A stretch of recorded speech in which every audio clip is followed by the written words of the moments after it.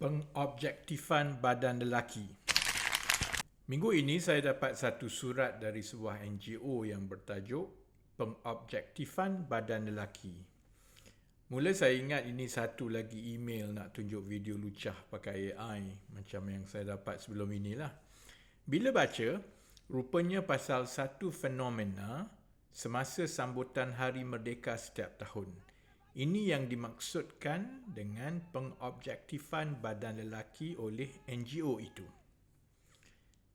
Yang berhormat, membantah pengobjektifan seksual tubuh lelaki semasa perarakan merdeka tahun 2025 baru-baru ini.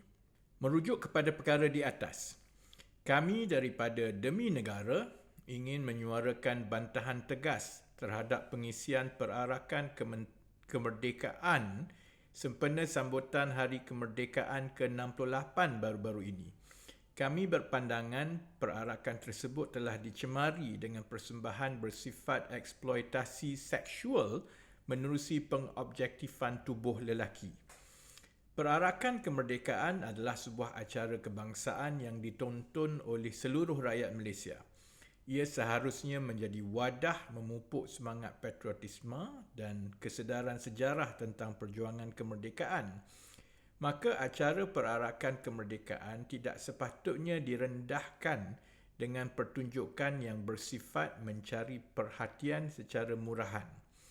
Persembahan yang menonjolkan tubuh lelaki secara sedemikian tidak membawa sebarang makna kepada perjuangan kemerdekaan, tidak memupuk semangat patriotik dan tidak memberikan nilai pendidikan maupun disiplin kepada generasi muda.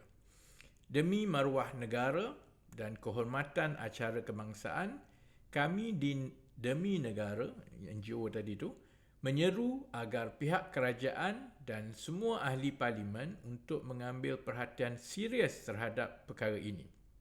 Justru itu, pihak kerajaan perlu memastikan perarakan kemerdekaan pada masa hadapan akan disusun dengan lebih berkhidmat dan sesuai dengan semangat kebangsaan dan kemerdekaan negara. Macam mana nak jawab ni? Ni semua ahli parlimen dapat ni.